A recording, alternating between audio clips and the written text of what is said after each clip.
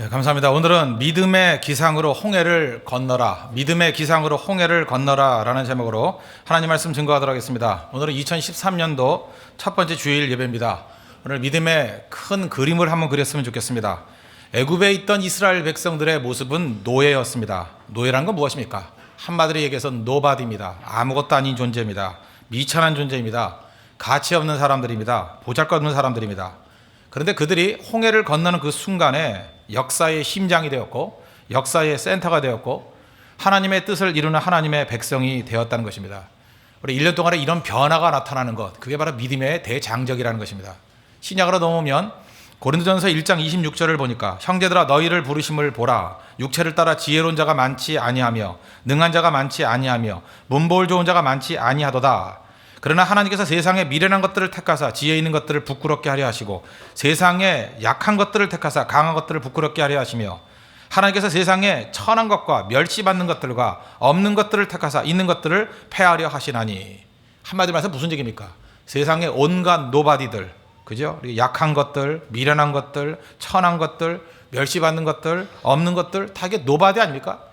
세상에는 모든 노바디들을 다 부르셔서 하나님 나라의 킹을 만드시고 왕을 만드시고 하나님 나라의 프린스, 왕자를 만들겠다. 그게 하나님의 뜻이라는 것입니다.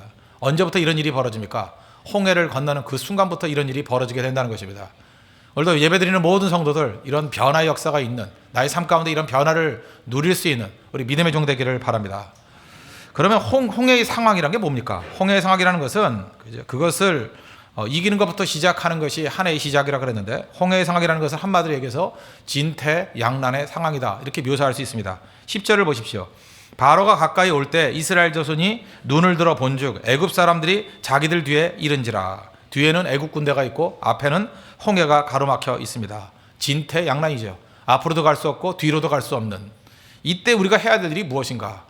우리 한 해 동안에도 우리가 큰 승리를 맛보기 위해서는 반드시 홍해를 맞게 될 것입니다. 진퇴양난의 위기, 그때 이걸 어떻게 풀어나갈 것인가? 첫 번째 단계입니다. 두려워하지 말고 기도로부터 시작하라는 것입니다. 두려움을 이기고 기도로부터 시작하라. 10절 하반절 보십시오. 이스라엘 자손이 심히 두려워하여 여호와께 부르짖고 기도했잖아요. 모세의 첫 번째 메시지가 무엇입니까? 14장 13절 보니까 모세가 백성에게 이르되 너희는 두려워하지 말고. 왜 두려워하지 말라는 명령을 제일 먼저 하셨습니까? 두려워하면 마비되기 때문에 그렇습니다. 우리 삶 가운데 두려움이 밀어닥치게 되면 아무것도 못하게 되어 있습니다. 그래서 두려움 자체가 우리에게 적이 될 수 있다는 것입니다. 20세기 미국의 대통령 가운데 가장 존경받고 또 제일 훌륭하다 그러는 대통령 가운데 한 사람이 프랭클린 루즈벨트 대통령 아닙니까? 이유가 뭐예요? 그 경제 대공황을 극복했고 또 2차 대전을 승리로 이끌었다. 그래서 굉장히 높이 평가하는 4선 대통령 루즈벨트를 인정하기도 합니다. 그가 경제공황을 돌파하고 난 다음에 2차 세계대전을 승리하고 난 다음에 그 과정 속에서 그 국민들에게 했던 대표적인 연설이 하나 있죠. 그게 뭡니까? 우리가 두려워할 오직 한 가지는 두려움 그 자체다. 우리가 두려워해야 될 가장 중요한 그 한 가지는 두려움 그 자체다. The only thing we have to fear is fear itself. 그죠? 우리가 두려워해야 될 가장 중요한 건 뭐냐? 한 가지는 뭐냐? Fear itself. 두려움 자체라는 것입니다. 왜 그렇습니까? 두려움은 아무것도 못하기 때문에 그렇다는 것입니다. 그럼 우리 가운데 한번 돌이켜 보십시오. 우리 가운데 두려움으로부터 자유로운 사람이 누가 있겠습니까? 아무도 없죠. 모든 인간은 다 두려워합니다. 약간의 두려움은 가지고 있는 것입니다. 또 두려움은 어찌 보면 우리를 보호하는 능력도 있다고 생각합니다. 우리가 빚지는 거 두려우니까 빚을 안 지잖아요. 그렇지 않습니까? 공부하는 거 두려우니까, 결과가 두려우니까 공부 열심히 하는 거, 그렇게 분명히 있다라는 것입니다. 제가 한강에 자전거를 타는데 1년에 자전거 타고 가다 보면 한 두세 번 정도는 경험하게 됩니다. 자전거에 치여서 죽은 비둘기가 있습니다. 나 세상에 이런 바보들이 다 있나 생각이 들어요. 비둘기하고 인간이 너무 친해졌습니다. 하도 먹을 거 많이 주고요. 또 하나가 너무 먹어가지고 비대해졌습니다. 행동이 굼뜹니다. 그러니까 자전거가 지나가는데 먹이 먹다가 피하지 못해서 자전거에 깔려 죽는 경우가 있어요. 그 쳐다보고 가면서 느끼는 게 뭐냐? 두려움이라는 것이 우리를 보호하는 능력이 될 수도 있겠구나. 전혀 두려움이 없는 것은 문제가 될 수 있다는 것입니다. 그러나 여기서 말하는 두려움은 뭔지 아십니까? 그런 나를 보호하는 그 정도의 두려움이 아니라 과도한 두려움입니다. 이 과도한 두려움이란 건 뭐냐 하면 하나님이 없는 것 같이 느껴지는 두려움, 다시 말해서 불신앙에서부터는 두려움, 이건 우리를 마비시키고 우리를 죽이는 것이라는 것입니다. 디모데후서 1장 17절을 보니까 하나님이 우리에게 주신 것은 두려워하는 마음이 아니요 그랬잖아요. 하나님이 주시는 마음은 두려워하는 마음이 아닙니다. 능력과 사랑과 근신하는 마음이지 두려운 마음이 아니라는 거예요. 그 두려움은 누가 주는 것입니까? 마귀가 주는 겁니다. 마귀는 두려움의 영입니다. 성경이 마귀를 대적하라 그랬죠. 동일합니다. 우리가 마귀를 대적해야 되는 것과 마찬가지로 두려움을 대적해야 된다는 것입니다. 두려움에는 독이 있기 때문에 그렇습니다. 우리를 하여금 마비시키고 아무것도 못하게 만들어 버립니다. 그러면 두려움이라는 독, 이 두려움이라는 것에 대한 해독제가 무엇입니까? 그게 기도라는 것입니다. 10절 하반절 보십시오. 이스라엘 자손이 심히 두려워하여 여호와께 부르짖고. 두려움이 변해서 기도가 되었을 때부터 문제는 풀리기 시작하더라는 것입니다. 그래서 무조건입니다. 과도한 두려움이 나를 압박해서 아무것도 못하게 만들고 밥도 못 먹고 움직이지도 못하게 만들 때 어디서부터 풀어야 되느냐? 무조건입니다. 기도로부터 풀어야 된다는 거예요. 찬송가 370장 2절 보니까 우리 많이 불렀던 찬양 아닙니까? 그 두려움이 변하여 내 기도 되었고, 그 두려움이 변하여 내 기도 되었고. 이 정답이라는 거예요. 두려움은 전부 다 기도로서 풀어나가야 된다는 것입니다. 그러므로 두려움 때문에 절망한 것이 아니라 두려움을 안고 기도하기 시작할 때부터 문제는 풀리기 시작한다는 것입니다. 언제 문제가 풀리기 시작합니까? 기도의 순간. 언제부터 문제가 꼬이기 시작합니까? 기도를 포기할 때. 홍해를 가르는 출발이 두려움에서부터 기도로 풀었다는 거, 기도가 출발이었다는 거 잊지 말고 우리 한 해 동안의 모든 문제를 두려움이 엄습해 올 때마다, 마귀가 공격해 올 때마다 기도로 풀어나갈 수 있는 우리 믿음의 종 되기를 바랍니다. 두 번째 단계입니다. 기도의 자리를 지키면서 조용히 기다리라는 것입니다. 이거는 격렬한 기도, 부르짖는 기도가 첫 번째 단계라 그러면 두 번째는 조용한 기다림, 또 다른 말로 하면 조용한 기도, 그게 필요하다는 것입니다. 13절, 14절을 보십시오. 모세가 백성에게 이르되 너희는 두려워하지 말고 가만히 서서 여호와께서 오늘 너희를 위하여 행하시는 구원을 보라. 너희가 오늘 본 애굽 사람을 영원히 다시 보지 아니하리라. 여호와께서 너희를 위하여 싸우시리니 너희는 가만히 있을지니라. 이건 포기한다는 뜻이 아닙니다. 가만히 있으면서 주께 맡기라는 거죠. 주께 맡기라. 우리가 주님께 맡겨야 될 이유가 무엇입니까? 하나님이 일하실 공간과 시간과 기회를 드려야 된다는 것입니다. 우리는 너무 초조합니다. 너무 분주합니다. 그래서 하나님께 기도하고 난 다음에 이제 기다려야 될 거 아니에요. 하나님이 일하시는 시간을 기다려야 될 거 아닙니까? 하나님이 일하시는 기회를 드려야 될 거 아니에요? 근데 끝까지 내가 손에 쥐고 놀라 그러진 않습니다. 내가 일을 처리하려 그럽니다. 그래서 문제가 된다는 거예요. 그래서 기다리는 시간은 믿음이 자라는 시간이요, 믿음의 근육이 강화되는 시간이요, 하나님이 일하시는 것을 기다리는 시간입니다. 성경을 보십시오. 하나님 앞에 기도하고 난 다음에 즉각적으로 주신 역이 거의 없습니다. 항상 침묵하면서 기다리는 시간을 갖게 만드셨다는 거예요. 여리고성을 무너뜨릴 때 그냥 무너졌습니까? 6일 동안 한 바퀴 돌았잖아요. 그게 기도하면서 기다린 거 아닙니까? 그때 느꼈던 게 뭐예요? 이 여리고성이 무너지는 것은 우리 힘으로 무너지는 것이 아니라 하나님이 무너뜨리는 거야. 하나님이 일하실 거야. 기다리잖아요. 7일 동안. 그러다가 소리 지르고 그죠? 하나님의 임재를 기다리니까 여리고성이 무너지지 않았습니까? 우리 삶도 마찬가지라는 것입니다. 충분히 기도하고 난 다음에 하나님의 때를 기다리면서 하나님의 일하시는 모습을 기다리는 게 그게 꼭 필요하다는 것입니다. 그래서 영성과 믿음은 이렇게 시끌벅적할 때 자라는 게 아니라 어떤 때는 이렇게 작은 모임이 있을 때 오히려 더 깊이 자랄 수 있다고 생각을 합니다. 저는 영성이 자랄 때가 언제라고 생각하냐면 신방 설교할 때라고 생각합니다. 신방 가면 뭐 많아야 10명 아닙니까? 10명, 한 5명. 그때 모여서 기도할 때 정말 성령이 강하게 임재하는 걸 느끼게 됩니다. 그죠? 이 가정 신방 예배가 만만히 볼 게 아닙니다. 그 안에서 하나님의 불꽃 같은 능력과 하나님의 메시지를 들을 때가 굉장히 많이 있습니다. 우리 교회 모임 가운데 제일 적게 모일 때가 언제인지 아십니까? 별로 광고도 안 하고 뭐 오던 말던 신경도 안 쓰는 모임이 언제냐? 토요 기도 모임입니다. 근데 지금 제가 처음으로 말씀드립니다. 토요 기도 모임이 얼마나 힘이 넘치는지 아십니까? 사람이 몇 명 안 오기 때문에 그래요. 그죠? 그러니까 사람이 별로 없으니까 집중하게 돼 있고 또 가짜들은 안 옵니다. 어중이 떠중이들은 안 와요, 절대로. 그죠? 토요일날 왜 옵니까? 그러니까 진짜들만 와요. 그래서 한 사람 한 사람을 바라보면서 그들에게 하나님 말씀을 증거하고 하나님의 임재를 구할 때 제가 볼 때 일주일 동안 하는 사역의 모든 영감은 토요일 기도 모임 때 다 얻는 것 같아요. 그때가 진짜입니다. 그때가 엑기스예요. 왜 그렇습니까? 작은 모임에 집중하다 보니까 하나님께서 그걸 통해서 더 많은 것들을 주시기 때문에 그렇다는 것입니다. 우리 많은 순간에 우리가 시끌벅적하고 많은 것들, 풍성한 것들 그런 걸 추구할 때 오히려 그런 것이 오지 않습니다. 오히려 주님만을 바라보고 주님께 예배하고 주님께 찬송하고 할 때 그냥 부수적으로 우리 삶 가운데 오는 것들이 굉장히 많이 있다는 것입니다. 10년도 더 된 것 같습니다. 요즘에 제가 책을 한번 찾아보니까 요즘에 팔지도 않대요. 그 행복은 쓰레기통에도 있다, 그런 책이 있었습니다. 이 책이 하도 안 팔려서 쓰레기통에 가는지 모르겠는데 하여튼 행복은 쓰레기통에도 있다. 그런 책입니다. 그 책에 보면 이런 얘기가 하나 나와요. 그 굉장히 철학책인데 많은 철학자들의 우화를 모아놓고 행복이 무엇인가 이런 것들을 풀어놓은 좀 잡다하게 모아놓은 책 같은데 굉장히 가치가 있는 책입니다. 행복은 쓰레기통에도 있다. 거기 이제 강아지 한 마리가 나옵니다. 강아지 한 마리가 이제 마당에서 자기 꼬리를 물라고 뱅뱅뱅뱅 도는 모습이 나와요. 그거 보셨죠? 저도 강아지를 키우고 있는데 우리 강아지는 머리가 좋아가지고 그런 거 안 합니다. 근데 이렇게 꼬리 잡으려고 뱅뱅뱅 도는 강아지들이 있어요. 그랬더니 이제 어미 개가 이제 어린 강아지한테 물어요. 너 왜 이렇게 꼬리를 쫓아다니? 이렇게 물어요. 그랬더니만 그 어린 강아지가 이렇게 얘기합니다. 굉장히 심오하게 얘기해요. 어머니, 저는 어떤 게도 풀지 못한 우주의 문제를 해결했어요. 그러더라고요. 그 우주의 문제가 뭐냐 그랬더니 행복입니다. 개의 행복은 꼬리를 잡는 데 있어요. 말도 안 되는 얘기죠. 개에게서 제일 중요한 문제는 행복이고 그 행복의 문제를 푸는 것은 꼬리를 잡는 거라는 거예요. 그죠? 그래서 자기가 꼬리를 위해서 이렇게 집중하고 있다는 것입니다. 완전 개 철학자 다 됐죠. 그죠? 그래서 내가 꼬리를 잡으면 분명히 나는 행복해질 거예요. 잡히지 않는 꼬리를 향해서 도는 모습. 그래서 철학적인 의미가 있죠. 그랬더니만 그 다음에 그 어미개가 하는 이 개 철학 얘기가 참 이게 인상적이었어요. 그래, 그건 나도 이미 깨달은 바다. 그래요.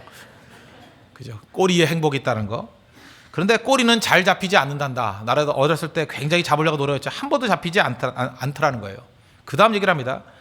내가 하는 일에 내가 그 꼬리 잡으려고 그러다가 실패했지만 그 다음에 내가 내 하는 일에 집중하다 보면 꼬리는 자연히 나를 따라오기 때문에 일부러 꼬리를 잡을 필요가 없어 그러더라고요. 참 의미가 있죠. 이 어리석은 개 같은데 이 개 철학에 괜히 깨우침이 있더라고요. 어미가 뭐라 그러냐? 꼬리를 잡으려고 하는 그 모습을 보면서 나도 해봤다라는 거예요. 그거 아니라는 거예요. 내게 주어진 일 충실하게 개벽다기 찾는 일에 이렇게 충실하다 보면 돌아보니까 항상 꼬리가 나를 따라오고 있더라는 거예요. 그래서 굳이 꼬리는 잡으려고 할 필요가 없고 자기 일상의 삶에 충실하면 된다. 이런 개 어머니와 개 새끼라 그러면 좀 이상하지만 대화 얘기. 굉장히 가슴속에 남는 얘기 같아요. 철학적인 깊이가 있고 뭔가 생각하게 만들고 뭐 이런 얘기들을 쭉 모아놓은 거예요. 우리 인생도 마찬가지 아닙니까? 뭐를 갖다 이렇게 직접적으로 추구한다고 그것이 우리에게 오는 게 아니라는 것입니다. 하나님께 깊이 묵상하면서 기대하고 기다리다 보면 내가 추구한다 그러는 것을 그냥 직접적으로 얻는 것이 아니라 어떤 때 지나놓고 보니까 부수적으로 얻게 될 때가 더 많다는 것입니다. 그래서 하나님께서 우리에게 기다림의 시간을 갖게 만드는 거예요. 기다림이 없는 인생은 다 천박한 인생이 될 수밖에 없다는 것입니다. 우리가 2000년대 초반에 그 돌아가신 분이죠. 헨리 나우엔이라는 분이 계십니다. 아마도 그 전 세계적으로 기독교 영성에 관한 책 중에서 이분만큼 많은 사람들에게 읽히고 존경받고 인정받는 분도 없다고 생각합니다. 헨리 나우엔 젊어서부터 열심히 산 성공적인 사람이었습니다. 그러니까 죽을 힘을 다해서 노력했던 사람들입니다. 이 자리도 지금 노력 많이 하시는 분들 헨리 나우엔 젊은 시절 뭐 비슷한 인생이라고 생각을 합니다. 그래서 결국은 성공했습니다. 어떻게 할 수 있느냐? 제가 얘기 드릴게요. 미국의 그 노틀담 대학교에서 처음 교수가 됐습니다. 노틀담 대학 굉장히 좋은 학교예요. 어느 정도로 좋은 학교냐면 우리 젊은이들 그 후디 입고 다닐 때 보면 여기 노틀담이라고 써 있는 애 되게 많아요. 그럼 좋은 학교죠? 나쁜 학교 티셔츠를 입고 다니겠어요? 노틀담. 그 다음이 예일 대학교에서 교수였습니다. 마지막 우리 뭐 하버드라는 한국 사람이 제일 좋아하는 학교 거기 또 교수였습니다. 하버드 학원이 아닙니다. 하버드 대학입니다. 거기 교수를 했어요. 그래서 수없이 많은 곳에서 강사로 초빙을 받았습니다. 지금 하버드 교수 가운데 그 정의란 무엇인가 마이클 샌더 교수 이렇게 초청 당하는 거 보면 아시겠죠? 얼마나 영광스러운 일인지. 그죠? 그런 일들을 당했습니다. 얼마나 초청하는 데가 많은지 일정을 조절해야 됐고요. 또 큰 명성이 있었습니다. 명예를 갖게 됐고 명예가 있으니까 돈도 따라옵니다. 또 권력도 따라옵니다. 무슨 교수가 무슨 권력이 있겠느냐 그렇게 말할지 모르지만 따르는 사람이 있는 게 권력입니다. 잊지 마십시오. 자기를 따르는 사람들이 많이 있다는 건 그 자체가 권력이에요. 그걸 사람들이 자기는 권력이 없는 줄 알아요. 반권력적인 존재인 줄 아는데 아닙니다. 따르는 사람이 있다는 것이 권력입니다. 많은 사람들이 부러워합니다. 근데 그 다음 얘기예요. 그렇게 성공적인 인생을 사는데 성공의 반열에 올랐는데 헨리 나우의 스스로의 얘기가 그렇습니다. 마음에 평안이 없대요. 마음에 평안이 없고 또 원하는 자리에 올랐는데 뭔가 부족하다라는 부족감을 누리게 됩니다. 또 더한 건 뭐냐면 내가 지금 무슨 거절당하고 있다라는 그런 마음이 생긴다는 거예요. 그 거절, 그게 하나님이겠죠. 내가 하나님께로부터 거절당하고 있다. 뭐 이런 느낌이 있다는 거예요. 뭔가 잃어버린 듯한 허전함, 내면에서의 방황 이런 게 있더라는 것입니다.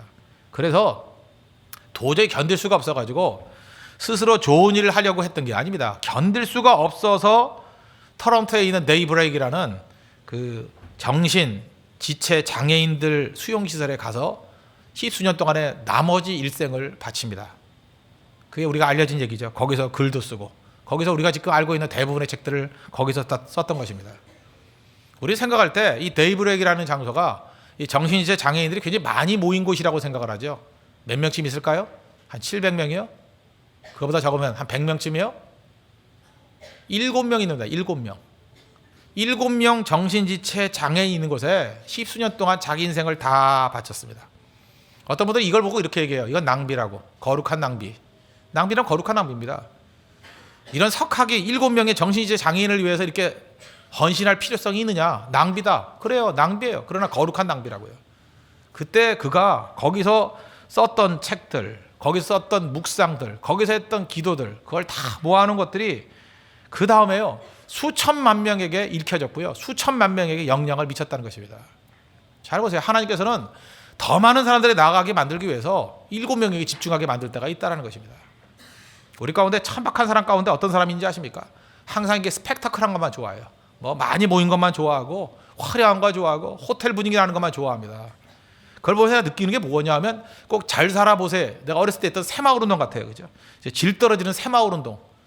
그때 그걸 통해서 우리나라가 발전했다는 걸 인정을 합니다. 그런데 영성조차 새마을 운동이 돼서는 안 되잖아요. 잘 살아보세요. 우리 잘 살게 되지 않았습니까? 그랬더니 모든 게 다 풍성해지든가요? 아니잖아요. 물질이 우리에게 모든 만족을 다 주든가요? 교회까지도 잘 살아보세요가 이게 모토가 돼야 되겠습니까? 더 깊이 있고 의미 있게 살아야 되는데 그게 없잖아요. 다윗을 보세요. 아둘람굴에서 400명이 모였습니다. 누가 모였죠? 사무엘상 22장 2절을 보니까 뭐 마음이 원통한 사람들, 뭐 환난 당한 사람들, 빚진 사람들, 뭐 이런 노바디들이 다 모였습니다. 거기에. 그런데 그런 단순하게 약자, 가난한 사람들이 모였다. 그래서 의미가 있나요? 아니, 지금 어디 가면 뭐 가난한 사람들 모임 없는 데 있습니까? 약한 사람들 모이는 거 그런 모임 뭐 지천에 깔려 있지 없습니까?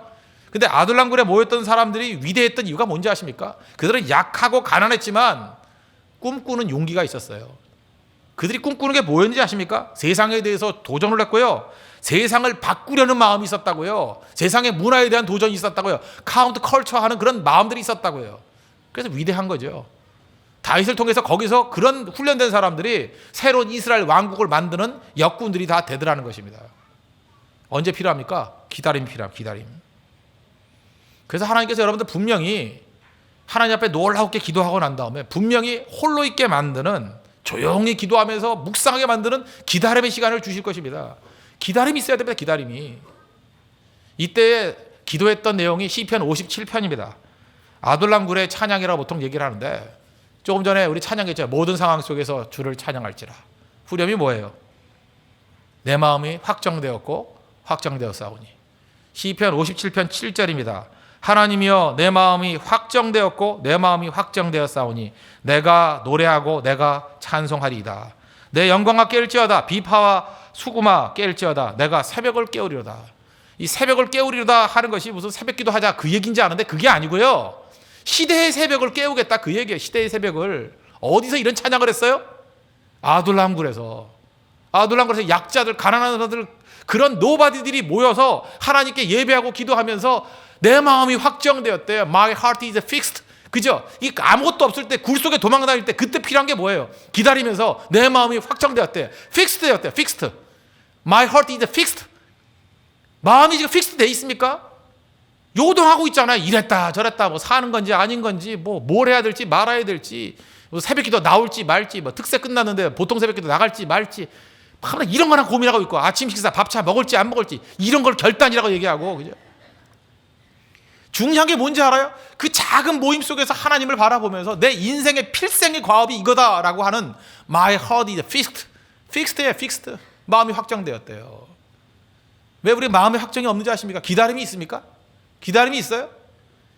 그 특별 새벽 기도 한 달 정도 기도하고 난 다음에 뭐 이루어지지 않았다 그래서 뭐 낙심천만 해가지고 그죠? 뭐 하나님 기도해도 소용이 없군요. 뭐 한 달 기도하고요, 한 달도 다 나서 말도 안 해. 뭐 띄엄띄엄 나와가지고 뭐 하루 빠진 거 뭐 돼요 안 돼? 이렇게 질문을 하면서 그죠? 동판에 들어가느냐 안 들어가느냐 이러면서 그 동판을 한 대 패주고 싶어요. 그런 사람도 오면. 하나님 앞에서 우리가 기다리면서 해야 될 이 내용들이 바로 뭐냐면 바로 이거라는 거예요. 우리 많은 성도들 세상에서 승리하기 위해서 나아갈 게 뭔지 아십니까? 이 과정이 필요하다고요. 밥도 하고 난 다음에 뜸 들이는 과정이 필요하잖아요. 내 마음이 확정되는, 그러니까 픽스되는 시간이 필요하다니까요. 그건 조용한 기다림입니다. 기도하면서 묵묵히 기다리는 거, 홍해가 갈라지기 전까지 기다리는 모습들, 반드시 이 모습이 있어야 된다는 것입니다. 이건 환경에 관계없어요. 모든 환경 속에서 하나님 바라보고 기다리는 그 모습이 있어야 된다는 것입니다. 그러면 확정되면 어때요? 불이 붙어요. 내 믿음에 불이 붙어요. Face on fire, 불이 붙어요.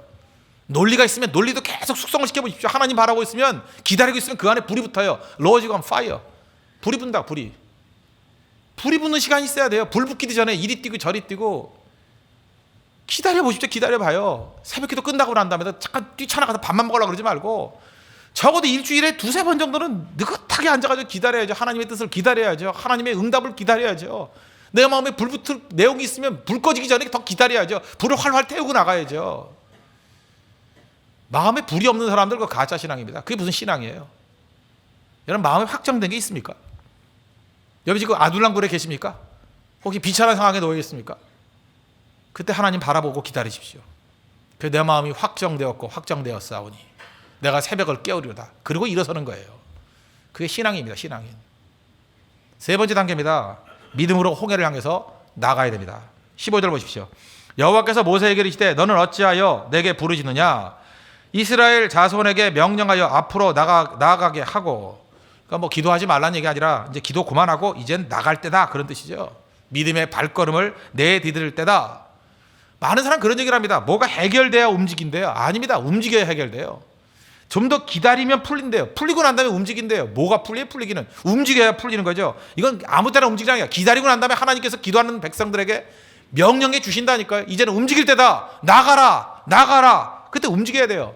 움직일 때 제일 필요한 게 뭔지 아십니까? 그때 필요한 게 믿음이에요. 믿음. 보는 것으로 나가는 게 아니고 믿음으로 나가는 거라. 믿음. 히브리서 11장 29절 보니까 이때의 상황을 이렇게 묘사합니다. 믿음으로 그들은 홍해를 육지같이 건넜으니. 홍해를 어떻게 건넜어요? 믿음으로 건넜어요.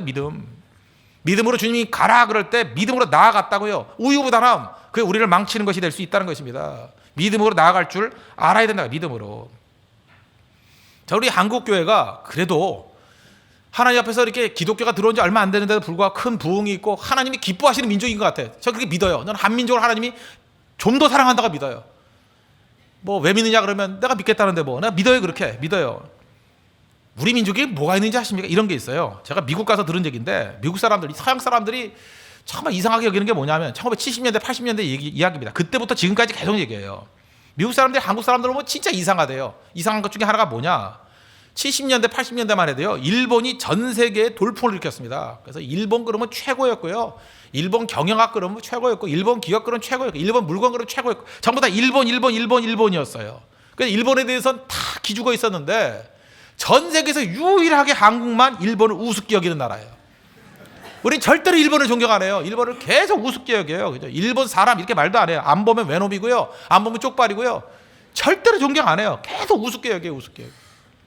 그게 우리 민족의 약점이자 또 하나의 강점이에요. 우리가 뭐가 있어요? 기상이 있어요. 기상. 우리 한국 민족의 이 기상이란 말, 이거 참 기가 막힌 말. 기상. 축구도 보십시오. 지금 일본 축구 대표 보면요, 그 유럽파가 40명에 외곽까지 하면 60명이나 모여요. 유럽에 진출해 있는 선수들이. 거기 있는 거 추려가지고 23명 뽑는 거예요. 그죠? 그렇게 많은 사람이 나가 있고, 뭐 FIFA 랭킹을 봐도 우리가 일본보다 훨씬 떨어져요. 그런데 이상하잖아요. 일본하고 우리하고 축구를 하면 우리가 더 많이 이기는 것 같아요. 실력보다. 이유가 뭐예요? 일본만 보면 기상이 생겨요. 기상. 그죠? 우습게 여기는 마음. 실력은 안 되는데 이상하게 이긴다니까요. 나도 모르겠어 왜 이기는지. 설명은 기상이에요. 기상. 저는 우리 외갓집이 그 이북 출신입니다. 평안도 사람들이에요. 평안도 사람들이라서 제가 그거 알아요. 이 남북한 사람들 보면은 뭐 다 기상이 있겠지만 특별히 평안도 사람들 정말 기상이 강해요. 기상. 쥐뿔도 없어요. 쥐뿔도 없어요. 하나도 없는데 오로지 기상이에요. 내가 아는 우리 친척 어른들이요. 지금 다 돌아가셨지만 뭐 하다가 안 되면 에이쌍 하고 박치기 해요. 박치기 아세요, 여러분? 박치기? 얘기하다가요 토론이 안 돼. 뭐 수 틀리면 박치기 못해. 그 얼마 공포인지 아십니까? 대화도 항상 막아야 돼. 이렇게 언제 날아올지 몰라요. 박치기. 기밀의 박치기 아세요? 그 레슬링 하는 거? 젊은이들은 모르더라. 기밀이 누군지도 몰라. 아, 진짜 내 마음의 고향이었는데 기밀이라는 박치기 선수가 하나 있어요. 항상 그 일본 사람 나오면 박치기만 하면 박살나는 거예요, 그죠? 안토니오 이노키 나오면 박치기 몇 번 하면 가고요. 그 박치기가 거기서 난 거라고요. 그게 뭐냐면 우리 민족은 하다 안 되면요, 뭐 논리로 안 되면 에이 모르겠다 박치기 해버리는 거예요. 박치하면 내 머리도 깨져요. 박치기 할 때 자기 머리도 피가 나요. 내 머리 피가 나고 상대는 머리가 깨지는 거야. 그게 박치기예요, 박치기. 우리 민족이 박치기 하는 게 있었어요. 그래서 요걸 좀 순화시켜가지고 요즘 젊은이들은 무슨 맨땅 헤딩 그러는데 맨땅 헤딩이 아니에요. 남의 머리 박치기예요, 박치기. 그래서 옛날에 그 이북에서 피난 내려온 사람들 뭐 돈이 있었습니까? 뭐가 있어? 아무것도 없었는데 동대문시장 상권을 다 장악해버렸잖아요. A시장하고 박치기 해버리니까, 그죠? 지금 동대문시장 가보면요, 그 돈 많은 사람들 보면 이북 사람 출신이 되게 많아요. 그게 바로 기상이에요, 기상. 기상. 믿음과 기상이 만나니까 무서운 민족이 된 거예요, 무서운 민족이. 근데 우리 민족이 기상이 자꾸만 사라지고 있는 것 같아요. 파마나 눈치 보고 뭐가 그렇게 두려워요? 6.25 때도 살아남았어요. 우리 무슨 경제 위기는 무슨 경제 위기예요. 제가 어렸을 때까지 밥이 없어가지고 거지들이 밥 달라고 다녔어요 그때. 그러고도 일어났어요. 근데 지금 우리가 이게 위기라고요? 이게 무슨 위기예요, 위기는? 이걸 못 이긴다고요? 웃기는 소리 하고 있네요 지금. 우리 민족에게 기상이 있어요. 믿음과 기상이 만날 때 무시무시한 힘이 나타나잖아요. 애국가 부르십니까? 애국가 부르세요? 애국가는 제가 볼 때 거의 찬송가 수준이에요. 1절은 다 아시죠? 동해물과 백두산이 마르고 닳도록. 원래는 하나님이 보호하사 우리나라 만세예요. 하도 다른 종교에서 뭐라 그러니까 그냥 하느님으로 하자 그랬죠. 그죠? 하나님 원래 제가 어렸을 때 들을 때 다 하나님으로 불렀죠. 하느님이 어디 있어요. 그래서 선생님이 나와가지고 야 하나님이 아니라 하느님이다. 그래도 애들은 계속 하나님. 불교 신자도 하나님. 하느님이 되질 않았다고 발음이 하나님. 그죠? 왜냐하면 기독교가 평안도부터 나왔거든요. 거기는 전부 다 모음 동화예요. 아버지가 아니야 아바지 다 그래야 하느님이 안 돼요. 거기 하나님 다. 그죠? 이게 모음 동화가 다 돼버리는 동네니까. 2절이 뭔지 알아요? 남산 위에 저 소나무 철갑을 두른 듯. 전 맨날 올라가요. 남산 위에 저 소나무 철갑을 두른. 몇 그루 안 남았어요. 다 죽어서. 이제 보호하고 있어요. 몇 그루. 그거 없으면 애국가가 바뀌어야 되니까. 남산 위에 저 소나무 철갑을 두른 듯. 바람 소리가 아니에요. 바람 서리. 바람과 서리에도 불변함은 우리 기상일세. 야 멋지지 않아요? 애국가만 제대로 불러봐요. 우리 민족이 기상이 있다고요. 바람, 서리, 불변함은 우리 기상일세. 바람이 불어요? 서리가 내려요? 불변해? 우리 변하지 않아요. 이게 찬송가 아니에요? 이게 하나님에 대한 찬송이라고 생각하면 다를 게 뭐가 있어요? 우리 믿음이 바람, 서리가 오더라도 불변한대요. 우리 기상이래요. 주님 향한 믿음의 기상이래요. 이게 우리 찬송가이다. 찬송가. 4절은 더 정확해요. 4절이 뭐예요? 이 기상과 이 마음으로 충성을 다하여 괴로우나 즐거우나 여기 주님 사랑하세를 나라 사랑하세 살짝 바꾼 거예요. 그렇죠? 주님 사랑하세. 근데 뭐해서 나라 사랑하세. 애국가 좀 불러야겠어요. 우리 애국가 2절 4절 계속 나오는 게 뭔지 알아요? 기상. 애국가 작곡한 사람들의 마음 가운데 뭐가 있었는지 알아요? 우리 민족에게 있어서 남들에게 없는 한 가지가 있었다. 그게 뭐예요? 기상이 있었어요. 기상이 있었다고요. 물러서지 아니하는 그 기상, 밀고 나가는 그 기상, 우리 속에 있는 그 기상이 살아나야 된다는 것입니다. 앞으로 나아가라. 뭘 믿고 나가요? 그냥 나가래요. 기상의 기상. 이스라엘 백성들에게 기상이 있다면 우리에게도 기상이 있어요. 나가라면 나가잖아요. 그죠? Go forward 하면 나가잖아요. 우리는 나가라 그럼 나간다고요. Go forward 하면은 물이 넘실대는데 나가잖아요. 나가니까 비로소 홍해가 갈라지게 되더라는 것입니다. 히브리서 11장 1절 믿음은 바라는 것들의 실상이요 보이지 않는 것들의 증거니. 보이지 않는 것 보고 나가는 거예요. 그게 믿음입니다. 여러분 금년 한 해 동안에도 여러분 이런 믿음의 기상기기를 바랍니다. 기상 붙들고 나가야 돼요. 부딪혀야 돼요. 어떤 사람 그런 얘기 하죠. 나는 은사가 뭔지 잘 모르겠어요. 기상이 있으면요 자기의 은사, 자기의 소명이 뭔지를 명확히 발견할 수 있습니다. 저는 이 교육, 우리 현대 교육에 문제가 있다고 생각해요. 전부 다 무슨 뭐 입시도 뭐 남들에게 맞춰가려고 그러잖아요. 공부 좀 잘한다고 의대 간다 그러고, 공부 잘한다고 변호사 된다 그러고. 자기 기질 맞지도 않는 거고 왜 하려고 그래 자꾸만. 누가 남들이 시키고 어머니가 시키고 아버지가 시키는 거 하면요 재미가 없어요. 죽을 맛이죠. 예를 하나 든다 그러면 어떤 사람 뭐 예를 들어서 농구가 인기 있다 합시다. 다 모아놓고 농구를 시키는 거예요. 농구 은사도 없는데 농구를 시켜요. 키도 작고 뭐 그런데 농구를 시켜요 자꾸만. 농구 자기는 뭐 손재주가 없는데 농구를 시켜요. 죽을 맛이죠. 하기 싫은 걸 억지로 시키잖아요. 그러니까 뭐 연습하면 조금 80%까지 가긴 가잖아요. 드리블 하면 또 욕을 먹는 거야. 드리블이 높다고. 높으면 뺏어가잖아요. 그래서 드리블은 낮게 해야 됩니다. 아십니까? 낮게? 농구 못 하시죠 여러분들? 드리블이 높으면 안 돼요. 이게 터가지고 땅땅 튀기면 안 된다고. 최대한 낮게 해야 돼요. 그래서 30cm 내에서 탁 튀기는 거 연습해야 돼요. 그죠? 드리블, 그게 중요해. 드리블. 그다음에 드리블이 안정적이 돼야 돼. 이게 막 올라갔다 내려갔다 하면 안 되고 그 자리에서 똑같은 높이에서 드리블을 할 수 있어야 돼요. 피벗 아시죠? 피벗. 뒤꿈치로 도는 거. 피벗이 떨어지면 워킹이 돼버려요. 그래서 뒤꿈치 떨어진다고 욕먹고 맨날. 그게 피벗이냐 피볼래 막 이러면서. 그죠? 피벗이 아니다 그러고. 피벗 뒤꿈치 떨어지면 욕먹고. 쉿 밸런스 떨어진다고. 여자 선수들은 양손으로 이렇게 양손을 잡고 공을 던져요. 그럼 이게 오른손 왼손의 균형이 떨어져가지고 슛이 정확하지 않아요. 힘이 없으니까 양손으로 하는 거예요.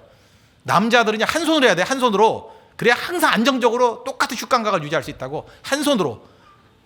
쉬워요 그게? 쉽지 않다고요. 그래서 슛 그 밸런스가 깨졌다고 또 욕먹고. 또 거기다 그거 잘하면 또 뭐래요. 디펜스가 느는다고 수비 안 들어온다고. 수비 누가 할 거냐고 또 얻어 터지고. 계속 여러분 농구하다가 코치한테 욕 먹어봐요. 제가 욕 무지하게 먹었던 사람이거든요. 너는 키만 크지 뭐 했냐 뭐 이러면서. 그죠? 욕 먹다가요. 그러면 우리가 기상이 있는 민족 아니에요. 열받아가 이제 에이쌍 하면서 농구공을 발로 뻥 찼어요. 그랬더니 벽이 뚫렸어. 진짜예요. 플라스틱 벽 같은 게 뚫려 버렸어요. 그때 깨달았죠. 나는 농구가 아니라 축구라는 거를. 아시겠어요? 그래서 제가 중학교 이후에 축구로 날렸어요. 제가 용문중학교 나왔어요. 그때 축구 잘하는 거기. 그죠? 내가 선수는 아니었지만 그래도 꽤 잘하는 축구 선수였어요. 지금의 저를 생각하면 안 돼요. 그때 이유가 뭐냐? 난 농구인 줄 알았어요. 농구. 주변 사람이 다 농구만 하길래. 그죠? 그때 땅이 좁으니까 뭐 농구밖에 못했으니까. 근데 발로 뻥 차고 난 다음에 벽이 뚫린 걸 바라보면서 야, 하나님께 내게 주신 은사는 다리구나. 난 다리로 살아야 되겠구나. 그 다음부터 뭐 싸움을 해도요, 다리로 그냥 내리치니까 다리 힘이 얼마나 세는지 서 있던 사람이 다 쓰러져 버려. 다리만 쳐버리면 다 넘어가지고. 축구를 하면 그냥 다 쓰러지는 거. 그러니까 축풍나비까지 다 쓰러져요. 어디 부딪히면 쓰러지고. 다리구나, 다리. 그 다음 뭐 자전거를 탈 때 이유가 뭐예요? 다리가 힘이 세니까 뭐 자전거도 뭐 대적이. 다리구나. 그거 언제 깨달은지 알아요? 기상 때문에 열받아서 에이쌍 하면서 찼더니 다리 힘이 그때가 이 공포의 다리인지 그때 알았어요. 공포의 다리구나. 기상의 기상. 그러면 여러분들 주변에서 약간 압박을 누를 때 눌리지 마십시오. 기상이 있어야 자기 소명이 뭔지를 발견해요. 기상이 있어야 내 능력이 뭔지를 안다고요. 잠깐 눌리지 말라고요. 눌리지 말고 내 속에서 이 터져나오는 뭐가 있어야 된다니까요. 그러면 어떤 일이 벌어져? 아무리 어려움과 난관이 있다 할지라도 불길이 있으면요 지치지 않아요. 생명의 특징이 뭔지 아십니까? 정렬이 영어로 뭐예요? 패션이 또 다른 뜻이 뭐예요? 고난이라는 뜻이 있잖아요. 순환. 패션 오브 크라이스트 하면 뭐예요? 그리스도의 정렬이에요? 그리스도의 고난이지. 패션 오브 크라이스트라는 영어 있었잖아요. 그리스도의 순환, 그리스도의 고난. 참 재밌지 않아요? 패션이 순환도 되고 정렬도 돼요. 정렬도. 열정이 있으면 고난 이긴다는 거예요. 열정이 있으면 이제 순환이 아무것도 아니라는 거예요. 그래서 저는 이 패션 오브 크라이스트를 그리스도의 정렬이라고 번역해도 된다고 생각해요. 왜? 예수 그리스도의 영혼을 살리고자 하는 열정이 십자가를 등히 이기기도 남지 않습니까? 이런 열정이 있으면요 어떠한 저주도 이겨냅니다. 이건 생명기 깰 수 없어요. 이건 생명기 때문에 깰 수 없다고요. 절대 비실비실하지 않습니다. 이게 기상의 기상. 하나님께서 우리 민족에 주신 이 기상, 이거 붙들고 일어설 수 있는 믿음의 신실한 종 되기를 바랍니다.